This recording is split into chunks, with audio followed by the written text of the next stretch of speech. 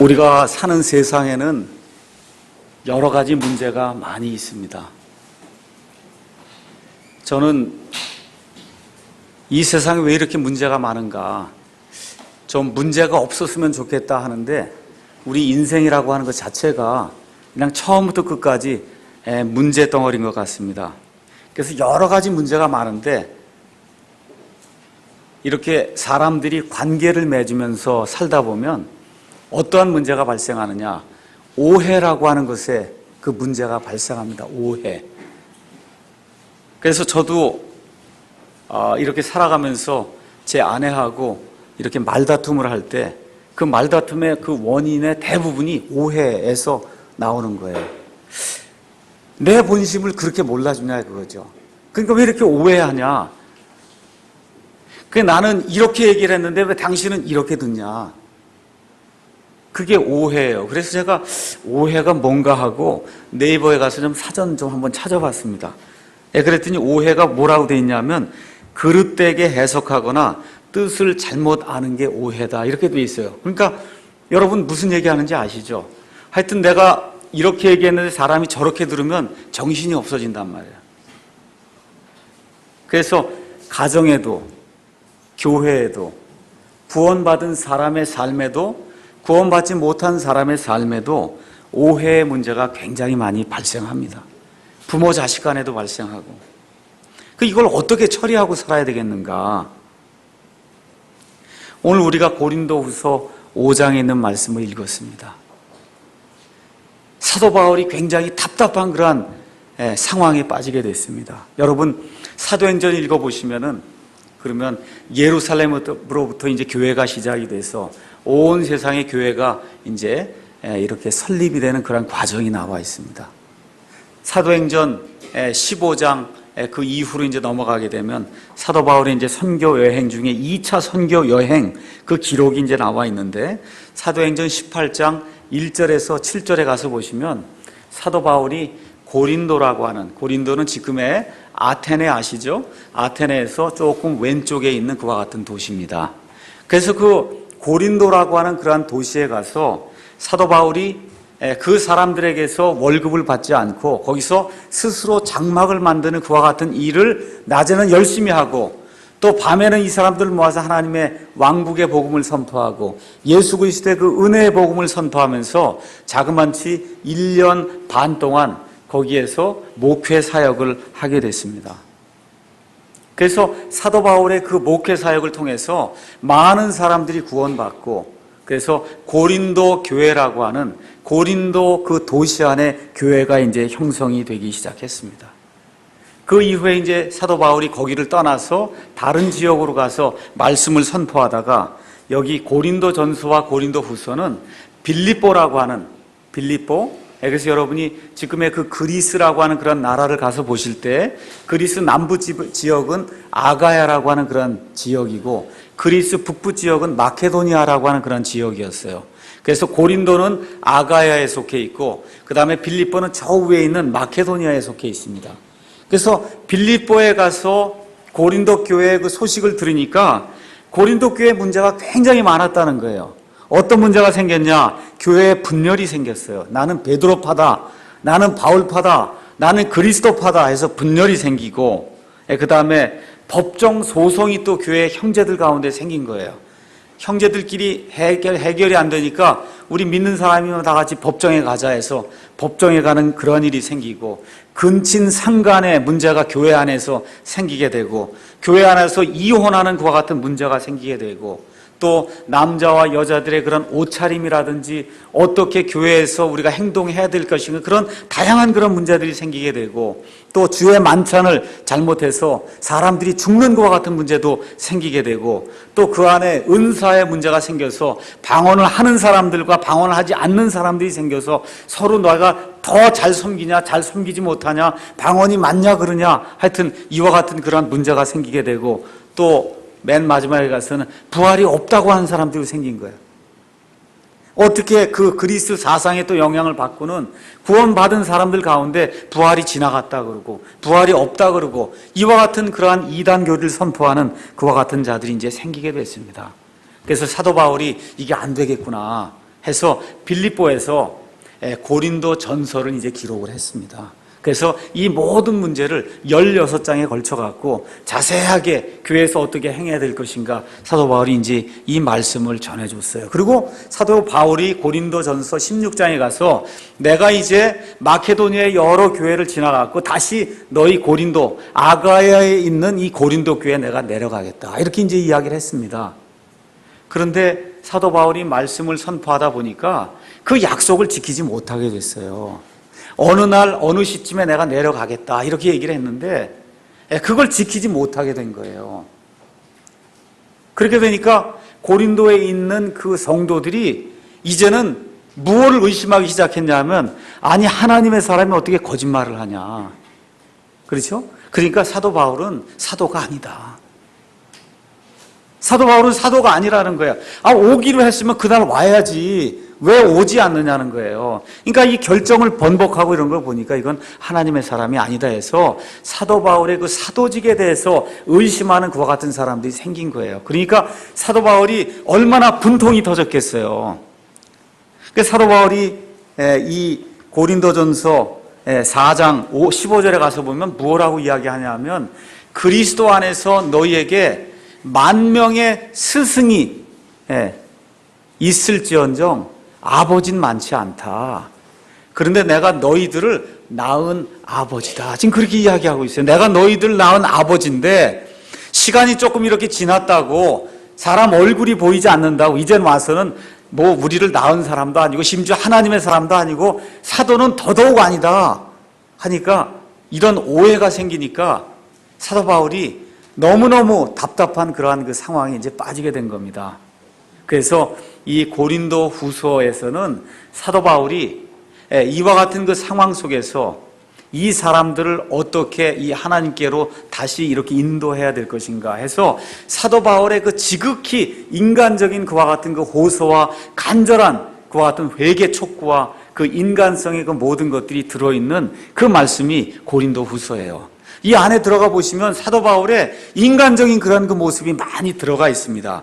1장에서 우리 고린도후서 1장에 가서 보시면은 1장 후반부에 자기가 12절에 가서는 내가 방문하겠다고 했는데 그 방문하지 못하게 된 이유가 무엇이냐 거기 이제 설명을 해주고 그 다음에 2장에 가서는 그 안에 근친상간한 그와 같은 이 못된 성도가 있었는데 예수 믿고도 근친상간했어요. 이 사람을 이제는 회개했으니까 용서하라고 하는 그런 말씀이 이제 들어있고 그 다음에 이제 3장에는 내가 너희가 자꾸 나한테 추천서를 요구하는데 내 추천서는 다름이 아니라 너희 자신이다. 너희 마음판에 내가 너희를 낳았다고 하는 그런 사실이 너희 마음판에 기록이 돼 있는데 내가 너희에게 무슨 추천서를 또 갖다 주냐. 내가 하나님의 사도라고 하는 그런 사실은 너희 마음판에 기록이 돼 있다. 이제 사도 바울이 이제 그 이야기를 하고 그 다음에 이제 4장에 가서는 내가 너희들을 위해서 굉장히 열심히 수고했다. 내가 보이는 것들을 바라지 않고 하나님께서 주시는 하늘에 놓여있는 그와 같은 그 상급을 바라고 그래서 내가 장막을 지으면서 열심으로 너희를 위해서 수고하고 노력하는 그러한 삶을 살았다. 이렇게 이야기를 하고도 마음이 풀리질 않아서 5장에 가서 뭐라고 이제 1절에서 8절 얘기하냐면 차라리 좀 몸을 떠나서 주님과 함께 있는 게 참 좋겠다. 얼마나 답답한지 아니 이 사람들이 이렇게 나를 이렇게 대할 수 있냐 이거야. 너무너무 답답하니까 아유 빨리 차라리 죽어갖고 이거 좀 이 지긋지긋한 이 세상 좀 떠나서 좀 오해받지 않고 그렇게 살면 내가 죽으면 그땐 가서 아이고 이 사람이 정말 사도였구나 우리를 정말 이렇게 사랑했구나 이런 걸 알지 않겠는가 하는 그러한 그 답답한 사정을 지금 여기에다가 지금 이야기를 하는 거예요. 그래서 5장 8절에 내가 말하노니 우리가 확신에 차서 원하는 바는 차라리 몸을 떠나 주님과 함께 있는 거라. 하도 사람들이 오해를 하고 자기의 사도직을 의심하고 자기가 심지어 그들을 구원의 길로 인도했는데도 불구하고 배은망덕한 그와 같은 일들을 하니까 아이고 빨리 차라리 죽어서 주님과 함께 있으면 이런 문제가 생기지 않을 텐데 하고 그 자기의 그 진솔한 그런 마음을 거기에 기록을 하고 있습니다.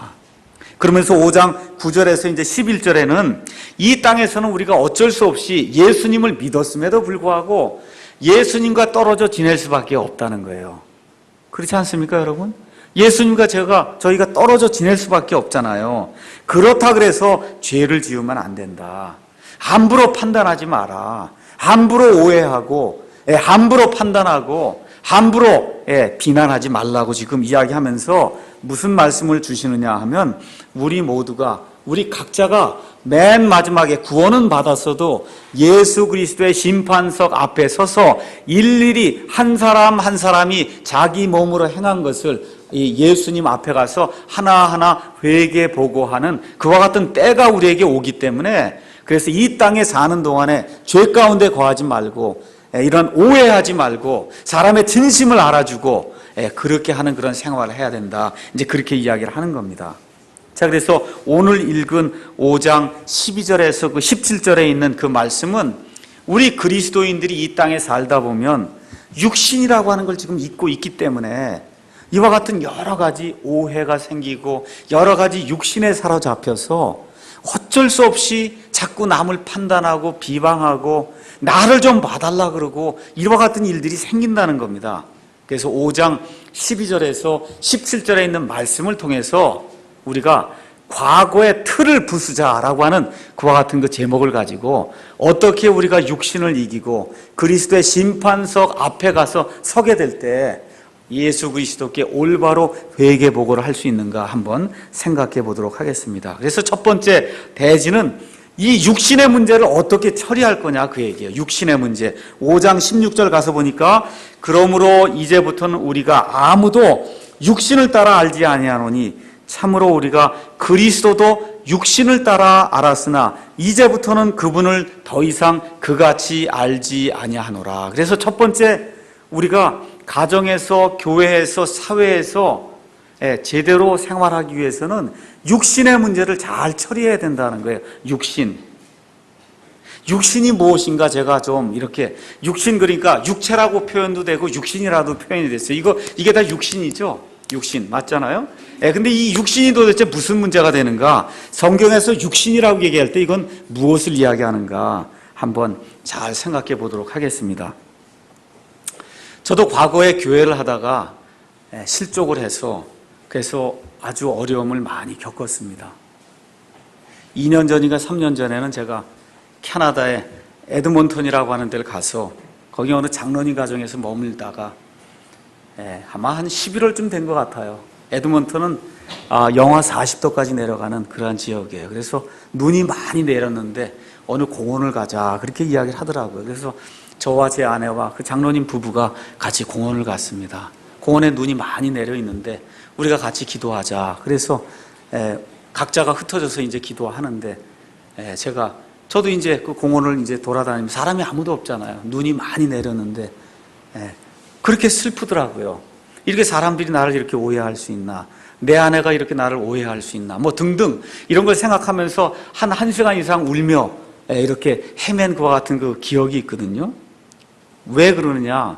사실은 문제가 이게 다른 사람들에게 있는 게 아니라 내 안에 있는데 그걸 내 안에 있는 자아가 그걸 용납을 하지 않는 거예요.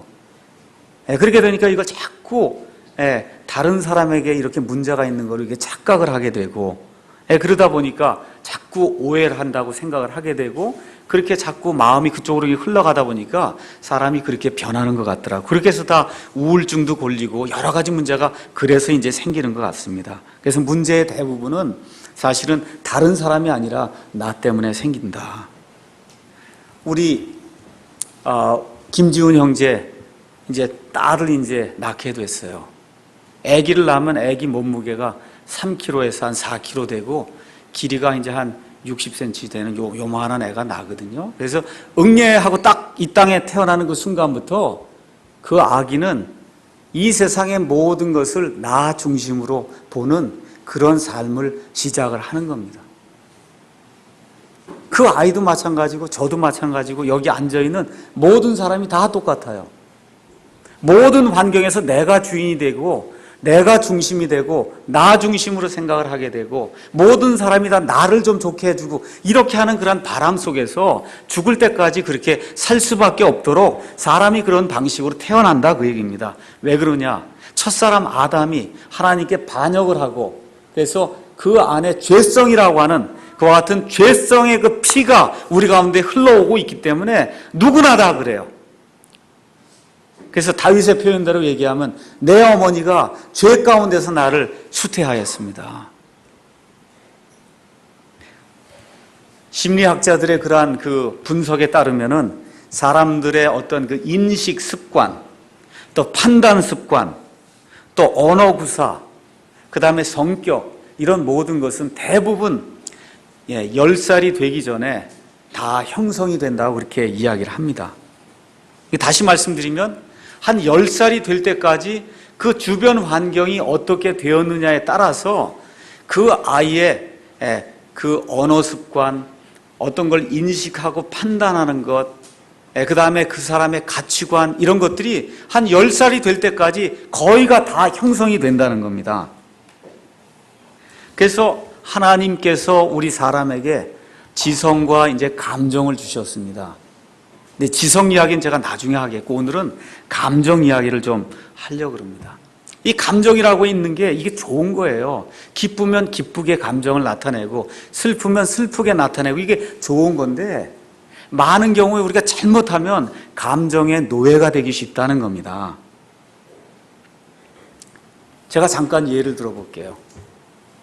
이렇게 시골에서 이제 우리가 살고 있다고 생각해 보세요. 오두막집에 지금 들어가 있는데 이렇게 뒤를 돌이켜 보니까 독사가 있더라는 거예요. 독사가 있어요. 그러니까 우리 지성이 그걸 독사로 인식을 했습니다. 그러니까 그냥 감정이 올라서 갖고 너무너무 무섭다는 게 1부터 10까지라고 하면 지성이 10까지 올라갔고 감정도 지금 10까지 올라갔어요. 너무 무섭다고 해서 봤는데 보니까 그게 플라스틱 뱀이에요. 그러면 지성은 금방 10에서 0으로 이거 별거 아니구나 하고 내려오는데, 감정은 금방금방 내려오질 않고 30분, 1시간 될 때까지 그 독사를 받다고 하는 그 감정의 그 무서움이 남아있단 말이에요. 그래서 감정이 10에서 한 8까지 이렇게 내려와 있는데, 이제 공부를 해야 되겠다 하고 책상을 딱 열었더니 거미가 나오면, 그러면 감정이 0에서 10이 되는 게 아니라 8에 있던 상태에서 10으로 그냥 금방 올라간단 말이에요. 그 무서운 감정이. 그러니까 이 감정이라고 하는 것, 이것이 사람들을 많은 경우에 착각에 빠뜨리는 때가 있다, 그 얘기입니다. 제가 오늘 왜 이야기를 하느냐 하면, 많은 사람들이 10살이 될 때까지 그 주어진 그런 환경 속에 살면서 이게 정상적으로는 감정이 0에 있다가 10으로 이렇게 반응을 해야 되는데, 이게 아까 독사를 봤을 때 10에서 8로 내려갔다가 거미를 보니까 8에서 10으로 갔다가 이 0까지 떨어지지 않는 그와 같은 환경 속에서 한 10년을 살다 보면 이 사람의 기본 감정은 항상 수치가 8로 고정이 된다는 거예요. 8로. 제 예를 제가 이제 말씀을 드리겠습니다. 저희 아버지가 대단한 그 술고래였습니다. 엄청나게 술을 많이 먹었어요. 그러니까 20살에 이제 인민군으로 나왔다가 유엔군에게 잡혀갔고, 그래서 거제도 포로 수용소에 갔다가, 그래서 이제 풀려나서, 그래서 공산주의가 싫어서 이제 북한엔 돌아가지 않겠다고 하고, 그리고 여기 혼자 이 남한 땅에 이제 남게 됐거든요. 그러니까 그 젊은 나이에 20살, 21살에 일가 친척 아무도 없고 가진 거 아무것도 없고, 그래도 고향 땅에선 땅도 있고 뭐 산도 있고 그래도 웬만큼 살았는데 아무것도 없는 그런 생활을 하다 보니까 술을 벗으로 삼아서 하여튼 엄청나게 술을 많이 마셨어요. 이렇게 하다가 우리 어머니를 이제 만나서 이제 결혼을 했습니다. 그래서 이 남한 땅에서 정말 가장 그 비참한 생활을 이제 시작을 하면서 결혼 생활을 했는데 그 술 버릇 끊지 못하잖아요. 그래서 제가 아마 한 6살 때까지 하여튼 아버지가 엄청나게 무서웠어요. 술만 하여튼 술 뭐 거의 매일 마시는데 그 술을 마시고 들어오면 가구를 부시고 어머니를 때리고 뭐 등등 하여튼 엄청난 것과 같은 일들을 하니까 이 어린 마음속에도 그게 이렇게 인식이 늘 남아있는 겁니다. 이런 가운데 아버지가 6살 때 예수님을 어렸을 때 믿었던 그 예수님을 이제 확신하게 되고, 그래서 아주 그 다음 날부터 완전히 술을 끊고, 그래서 성도가 돼서, 그래서 많은 그러한 그 그리스도인들 제가 만났지만 우리 아버지처럼 그렇게 그 구원과 그 은혜의 복음이 확실한 분 별로 보지 못하고 그래서 평안한 가운데 하나님께로 돌아갔습니다. 자, 그런데 그 아버지에게 남아있던 그 육신이 아버지가 78생까지 이렇게 사셨는데 이 아버지의 그 30몇 년 동안 구원받아서 성화가 되는 그런 삶을 사는 동안에도 죽을 때까지도 그게 없어지지 않더라고요. 그러니까 욱하고 올라오면 이렇게 감정을 폭발하는 그와 같은 일들. 근데 여러분, 그게 제 안에 내재가 되어 있다는 거예요. 내가 6살 때까지 그와 같은 일들을 봤고 우리 동생도 봤고 이렇게 되는 가운데 성격이 이렇게 형성이 되다 보니까 제 안에 감정이 항상 8로 고정이 되어 있는 거예요. 8. 이게 0에서 10으로 이렇게 올라가야 되는데 항상 폭발하려고 하는 그런 것이 내 안에 이제 이렇게 내재가 되어 있습니다. 이런 상태로 사람의 과거가 사람을 자꾸 지배한다는 거죠. 그래서 제가 이제 24살, 25살에 이제 제 아내하고 결혼을 했는데 우리 집사람은 가정이 완전히 좀 달라요. 그래서 우리 가정은 아들만 셋이 있고 그래서 아버지가 그런 상태로 있으니까 이게 무슨 그 형제들 간의 정이라든지 뭐 세밀한 어떤 감정을 살핀다든지 이런 건 잘 못한단 말이에요. 그래도 하여튼 어쨌든 하나님의 은혜로 하나님께서 공부를 할 수 있는 그런 길을 열어주셔서 그래서 어쨌든 공부를 하고 이렇게 해서 직장을 갖고 이렇게 사는 그러한 삶을 이제 살게 됐는데 하여튼 우리 집사람네 이제 가서 보니까 제 아내는 2남 2녀인데 화목한 그런 가정이에요. 그러니까 모든 일을 해도 감정이 항상 0에서 10으로 이렇게 변하는 그런 어떤 정상적인 그런 가정이다, 그 얘기입니다. 근데 나하고 결혼을 하니까 이 아내가 감정이 나하고 얘기할 땐 8에서 10으로 변하더라는 거예요. 이게 처음에는 그렇게 되질 않았어요. 나긋나긋하고 이렇게 하댔는데 10년, 15년 이렇게 살다 보니까 나하고 얘기를 할 때는 감정이 8에서 10으로 폭발하더라고요. 제가 무슨 얘기하는지 여러분 이해하시겠습니까? 그러니까 그 과거라고 하는 그런 틀이 그게 아버지에게서 내게로 내려오고 내게서 내 아내에게로 이렇게 전달이 돼서 다행히 우리 딸들은 다 어머니를 닮아가고 엄마를 닮아서 참 다행인 것 같아요. 그래서 제가 오늘 말씀드리려고 하는 것은 그 육신이라고 하는 게 그런 과거의 틀이라는 거예요. 그런 과거의 틀. 자, 그러면 이런 과거의 틀이 어떤 것이 있냐? 어떤 거. 부모가 아주 완고해요. 무슨 얘기를 해도 들어주질 않는 그런 가정에서 태어난 아이들, 그런 과거의 틀 속에 갇힐 수가 있어요. 또 아버지가 독재를 하고 난동을 피는 그런 가정에서 태어나면 그와 같은 것들이 그의 마음속에 내재가 된다, 그 얘기입니다. 아버지가 무슨 얘기를 하면 어머니가 항상 대꾸하는, 딴지를 걸고 자꾸 그 아버지 뭐 얘기하는 거를 부인하고 부정하는 그런 가정에서 태어나면 그러면 한 10살 때까지 그와 같은 것들이 내재가 돼서 그 사람의 평생을 좌우할 수 있는 그런 과거의 틀이 이렇게 형성이 된다, 그 얘기입니다. 부모를 또 일찍 여의게 되면 많은 경우에 자신감을 잃게 돼요. 다른 사람들이 나를 어떻게 볼까 하고 자꾸 이렇게 남을 의식하고 자신감을 갖지 못하고 사는 그와 같은 경우가 많이 있어요. 또 능력은 많은데 근데 환경이 뒷받침되지 않아서 자기보다 못한 사람이 더 잘 되고 자기는 능력인데도 잘 안 된다는 그와 같은 그 환경 속에서 10년, 20년을 살다 보면 사회를 늘 부정적으로 보게 되고, 그렇죠? 다른 사람 잘 되는 것을 배아파하는 어떤 그러한 과거의 틀이 형성이 된다, 그 얘기예요. 또 외아들로 태어나든지 부잣집의 아이들로 태어나서 엄마 아빠가 그냥 오냐 하고 너뿐이 없다 그러고 이렇게 해서 그와 같은 그 가정 환경 속에서 자라게 되면 그럼 그 아이는 나중에 커서도 자기만 생각하고 남은 생각하지 못하는 그와 같은 성격이 자동적으로 형성이 된다, 그 얘기입니다. 어머니나 아버지가 결혼에 실패해서 이혼한 경우에 그것이 아이들에게 영향을 미치게 되고 또 어머니가 아버지가 아니라 본인 자신이 또 이혼할 수도 있거든요. 이렇게 됐을 때 그와 같은 그 과거의 틀이 형성이 돼서 사람들과의 관계가 원만하지 못할 수도 있어요. 또 어렸을 때 어머니나 아버지나 아니면 주변에 있는 사람들이 아이들을 학대하게 되면 그 학대로 말미암아 아이의 그런 그 정신적인 모든 틀이 잘못 형성이 되어 있습니다. 특히 부모가 또 이단에 빠져 있으면 여호와의 증인 같은 그런 이단에 빠지면 그 아이가 평생토록 그 여호와의 증인의 그 틀을 벗어나지 못해요. 제가 우리 학생들 가운데 그와 같은 아이들을 볼 때 너무너무 답답해요. 너무 정상적인 아이인데 군대를 안 가고 영창을 가겠다 해서 영창 가고 하는 그와 같은 일들을 보면서 그 과거의 틀이 이 아이를 얼마나 이렇게 잡아내고 있는가. 이런 그 과거의 틀, 이걸 성경은 육신이라고 얘기하는 거예요. 육신.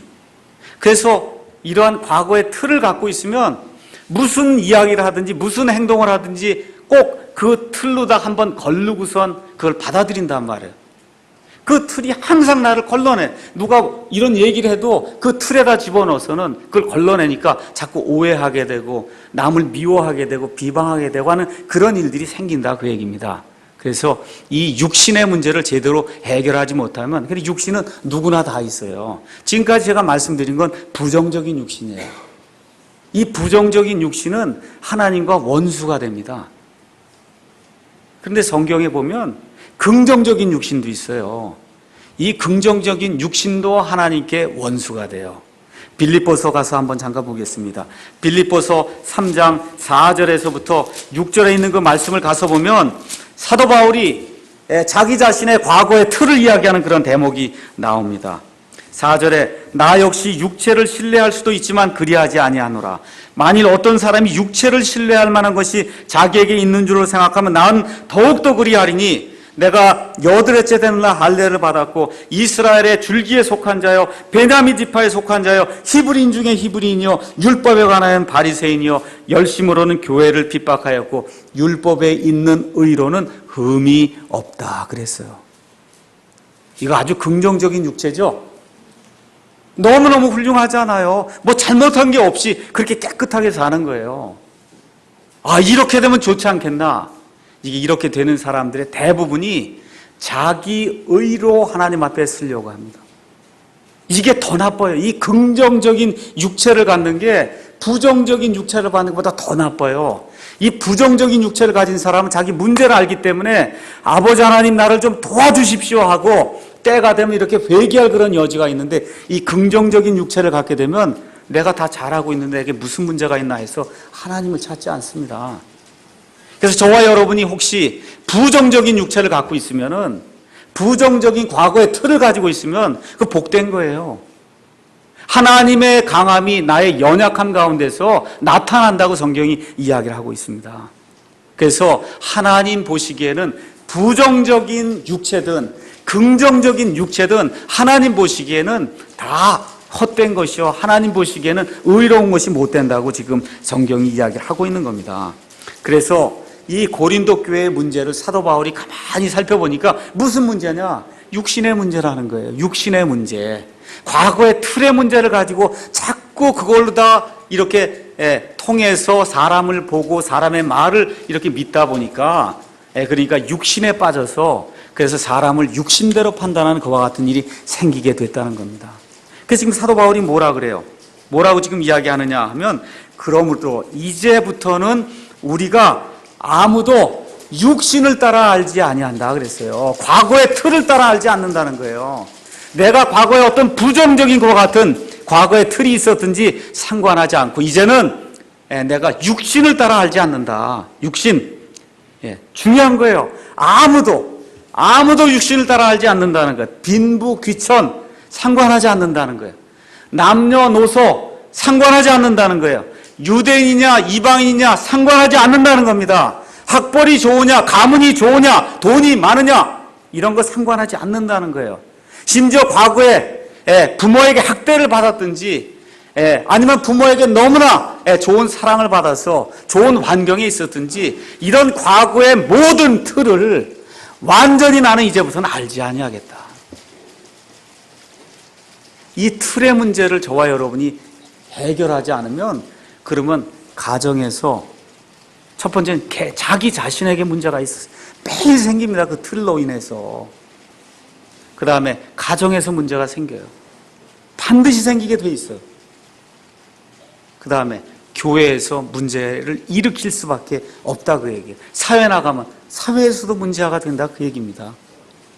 그래서 여기 나와 있는 그 해결책 다른 거 없어요.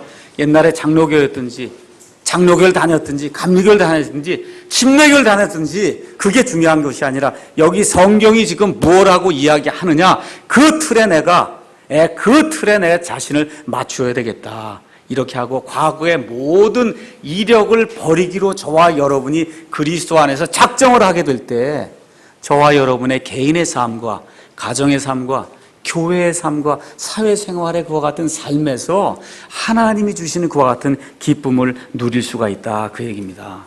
그래서 사도 바울이 다마스커스 도상에서 예수님을 만났거든요. 그 예수님을 만난 다음에 뭐라고 기록했냐면 갈라디아서 1장 16에서 17절에 내가 혈육과 의논하지 아니하고 예수님을 만나기 위해서 아라비아 사막으로 들어갔다 그렇게 이야기를 했어요. 그래서 혈과 육, 과거의 어떤 틀 이런 걸 우리가 내어 던지지 않으면 그러면 이 하나님 안에서 기쁨을 누릴 수가 없다는 겁니다. 그래서 사도 바울이 옛날에는 예수님을 알았는데 어떤 사람을 알았어요? 나사렛 이단 종파의 괴수로 알았습니다. 지금도 많은 사람들이 예수님이 4대 성인 중에 하나라고 알고 있어요. 이스라엘 땅에 태어난 사람으로 알고 있어요. 이게 다 뭐 얘기하는 거예요? 과거의 틀로 다 알고 있다 그 얘기입니다. 근데 사도 바울이 뭐라고 그래요? 이제부터는 내가 어떤 사람이든 그리스도든 내가 다시는 육신의 틀을 따라 알지 아니하겠다는 거예요. 그래서 이와 같은 그 마음이 우리 가운데 있게 될 때 하나님께서 우리에게 평강으로 채워주실 겁니다. 자, 그러면 어떤 일이 발생했냐? 5장 17절에 신분의 변화가 생겼다는 거예요. 여러분 잘 들으세요. 앞으로 제가 신분 얘기를 많이 할 겁니다. 신분의 변화가 저와 여러분에게 생겼다는 거예요. 그러니까 예수 왜 믿냐? 그렇게 이야기하면 신분 변화를 위해서 믿는 거예요. 신분의 변화를 위해서 믿는 거예요. 거기 5장 17절에 그런즉 내가 더 이상 이제 육체를 따라서는 이제 사람을 알지 아니하겠다. 그런즉 누구든지 그리스도 안에 있으면 그는 새로운 창조물이다. 지금 그렇게 이야기하는 거예요. 창조가 뭡니까? 아무것도 없는 것에서 새롭게 만드는 거예요. 그러니까 과거에 있던 그 육신을 좀 더 개선하는 건 그 창조가 아닙니다. 여러분 잘 들으세요. 과거에 있던 그 육신의 그 틀을 조금 개선하는 거 그건 창조가 아니에요. 지금 예수님이 뭐라고 얘기하시냐 하면 뭐라고 얘기하세요?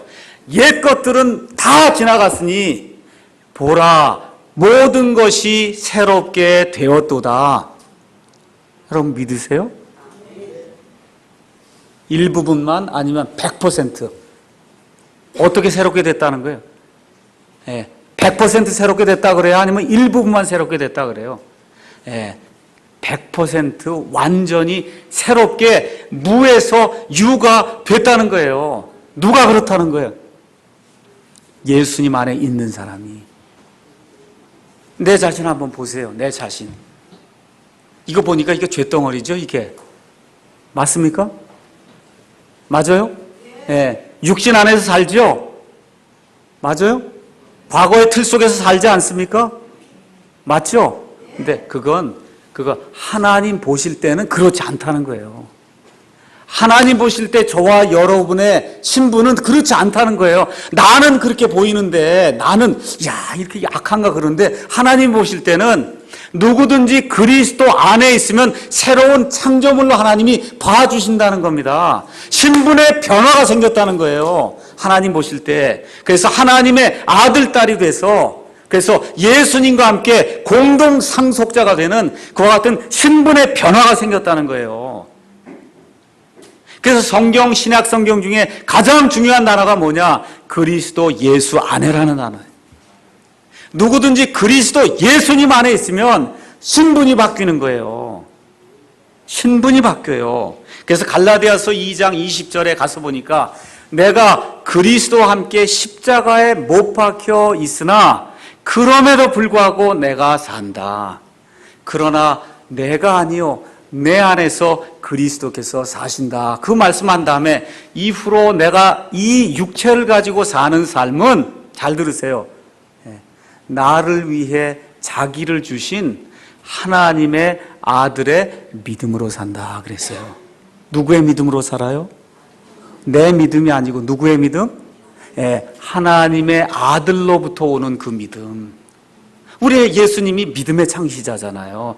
그 믿음의 창시자가 하늘로부터 주시는 그 믿음으로 내가 이제부터 사는 그 육신 안에서 삶을 이제부터는 그렇게 산다. 그 얘기입니다. 근데 문제가 뭐예요? 그런 감정이 생기지 않는다는 거예요. 한번 가서 에베소서 2장 5절 6절 보겠습니다. 에베소서 2장 5절 6절 가서 보시면 뭐라고 기록이 되어 있냐면 하나님께서 심지어 우리가 죄들 가운데서 죽었을 때 우리를 그리스도와 함께 살리셨고 너희가 은혜로 구원을 받았느니라. 그 다음에 6절 다 같이 한번 읽어보겠습니다. 또 함께 일으키사 그리스도 예수님 안에서 우리를 하늘의 처소들에 함께 앉히셨으니. 자, 앉히신 일이 과거의 일입니까? 현재의 일입니까? 앞으로 일어날 일입니까? 하나님이 그리스도와 함께 하나님의 오른편에 우리를 앉히셨다는 거예요. 이 일이 과거의 일이에요? 현재의 일이에요? 앞으로 일어날 일이에요? 제가 다시 한번 물어볼게요. 하나님이 그리스도와 함께 우리를 하나님 오른편에 앉히셨다 그래요. 이 일이 과거의 일이에요? 현재의 일이에요? 미래의 일이에요? 과거의 일이에요. 잘 들으세요. 그러면 저와 여러분이 지금 어디에 있다는 거예요? 어디에 있어요? 여기 말씀 그대로 믿는 중 어디에 있어요? 저와 여러분이 하나님의 왕자 오른편에 지금 앉아 있죠? 잘 들으세요. 근데 그 감정이 생깁니까? 하나님의 오른편에 나는 지금 앉아 있구나 하는 그런 느낌이 와요, 안 나와요? 와요, 안 와요? 안 오죠?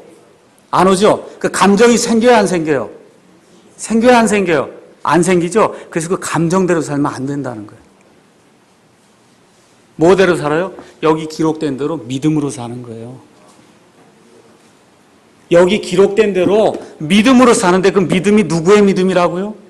예수 그리스도의 믿음. 하나님이 주시는 그러한 믿음으로 나는 신분의 변화가 생겼다. 지금 이 시간에 내가 지금 육신을 갖고 있기 때문에 여기 살고는 있지만 나는 내 신분은 하나님의 왕좌 오른편에 하나님이 앉으신 그 사람이다. 내 신분이 그렇게 변했다는 거예요. 근데 감정은 그걸 뒷받침해 주지 않아요. 그래서 믿음으로 살아야 된다. 그럼 이 신분 변화를 어떻게 체험할 수 있습니까? 이걸 체험하면 얼마나 좋겠어요. 나는 하나님의 왕좌 오른편에 늘 앉아있는 사람이다 하면 마귀의 행동이 나오겠습니까? 욱하고 뭐가 나오겠어요? 이렇게 자꾸? 그게 안 나오잖아요. 그렇죠? 그런데 그게 자꾸 나오는 이유가 뭐냐? 신분 변화 체험이 안 되는 거예요. 신분의 변화가 생겼다고 하나님이 말씀하시는데 근데 그 변화의 체험이 이루어지질 않아요. 왜 그래요? 우리 안에 과거의 틀 육신이 남아있기 때문에 그렇습니다. 여전히 우리 가운데 있는 뇌의 구조 속에 과거의 틀이 이렇게 다 형성이 되어 있는 게 그게 육신을 갖고 있는 한은 없어지질 않기 때문에 그래서 무슨 말을 딱 들으면 과거의 틀로 한번 걸러갖고 자꾸 받으니까 그러니까 자꾸 문제가 생긴다 그 얘기입니다. 그럼 이와 같은 일을 해결하기 위해서 제가 읽지 않겠어요? 로마서 6장 6절에서 11절 가서 보면 뭐라고 얘기하느냐 하면 너희 자신을 죄에 대해서는 죽은 자로 여길지어다 그렇게 얘기하는 거예요. 어떻게 하라고요? 여기라는 거예요. 여긴다는 게 무슨 얘기예요? 생각을 그렇게 자꾸 먹으라는 겁니다. 너희 자신을 죄에 대해서는 죽은 자로 여길지어다. 여러분 죽은 사람 말하는 거 봤어요? 죽은 사람이 뭐 반응합니까? 안 하죠? 그렇게 하라는 거예요. 하나님의 왕좌 그 옆에 앉아있는 그러한 사람들로서 자꾸 누가 무슨 얘기를 하면 있는 그대로 받으라는 거예요. 자꾸 이 뇌의 구조를 통해서 이거를 다른 방향으로 생각하지 말고. 그래서 어떻게 해야 되느냐? 그리스도인들의 삶의 가장 중요한 요소가 뭐냐 하면 생각하는 과정을 올바르게 해야 된다는 거예요. 어떻게 하라고? 자꾸 우리 자신의 육신은 죽은 걸로 자꾸 여겨야 된다는 거예요.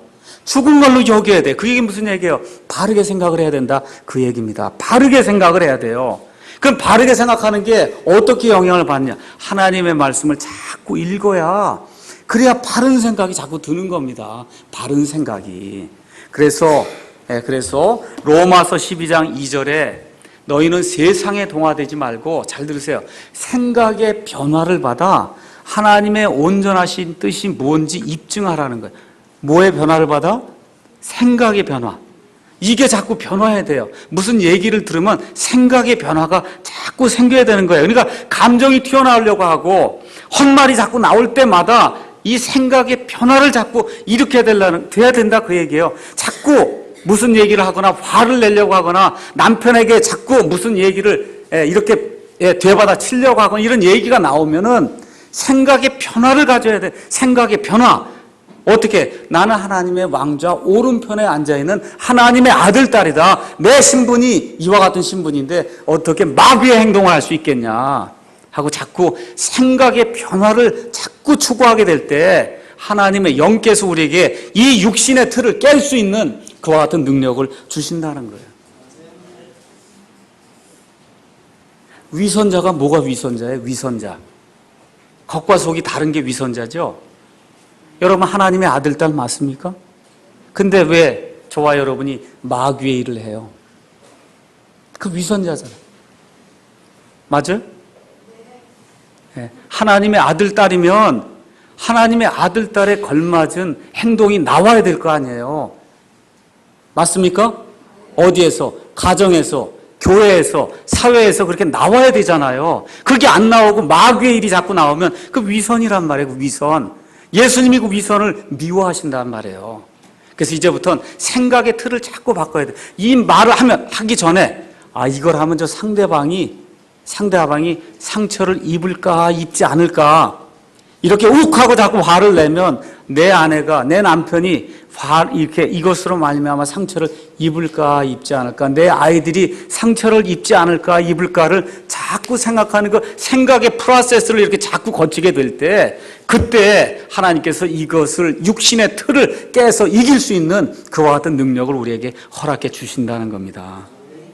자, 그러면 예수 믿는 사람이라면 왜 그렇게 해야 되냐 이거. 그냥 대강 살다가 일단 하나님의 자녀가 됐는데 이렇게 살다가 하나님 나라에 가면 되는 거 아니냐. 지금 사도 바울이 5장 14절에서 15절에 뭐라고 얘기하느냐 하면 이렇게 얘기하는 거예요. 그리스도의 사랑이 우리를 강권하는도다. 잘 들으세요. 강권한다 하는 얘기는 나를 그냥 강제로 압박을 한다는 거예요. 이렇게 올바로 살아야 된다. 육신의 틀을 깨야 된다. 이거 왜 그렇게 해야 되느냐 하면 왜 그렇게 해야 돼요? 그리스도의 사랑이 우리를 아주 그냥 얽어맨다는 거예요. 그렇게 할 수밖에 없도록 하나님께서 저와 여러분 같이 정말 죄 가운데 사는 그런 인생을 위해서 우리 하나님께서 우리를 책망하지 않고 누구를 보내세요? 하나님 자신을 이 땅에 보내셔서 그래서 저와 여러분 같이 정말 무지몽매한 이와 같은 죄인들을 위해서 예수님이 십자가에 달려 죽으셨거든요. 그 하나님의 그 사랑, 예수님의 그 사랑이 우리를 강제로 이렇게 압박을 하는 거예요. 압박을 하기 때문에 우리가 형제들을 사랑하고 아내, 남편이 서로 사랑하고 자식들을 사랑하고 이렇게 세상 사람들을 사랑하는 그런 마음이 그래서 생겨야 된다. 그 얘기야. 예수님의 그 사랑이. 그래서 답답한 일을 당하면 우리 예수님은 얼마나 더 답답했을까? 그런 생각을 하라 그 얘기입니다. 이 땅에 와서 죄가 하나도 없는데 얼마나 답답했을까? 이 무지몽매한 자들이 이 십자가의 예수님을 이렇게 달아맬 때 그 예수님이 그 인간들을 보실 때 얼마나 답답했겠나. 그 답답한 심정으로 내 답답한 걸 비교해 보면 상대가 안 되잖아요.